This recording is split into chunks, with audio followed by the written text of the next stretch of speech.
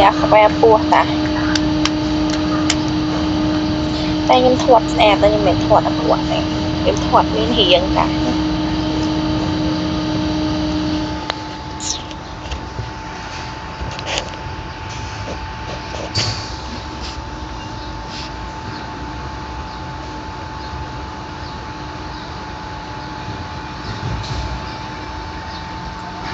đây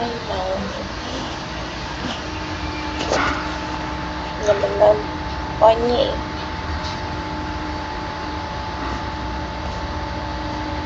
chơi và chơi phật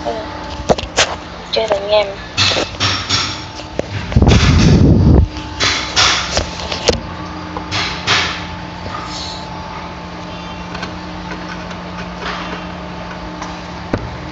cái hồ tống mát đấy anh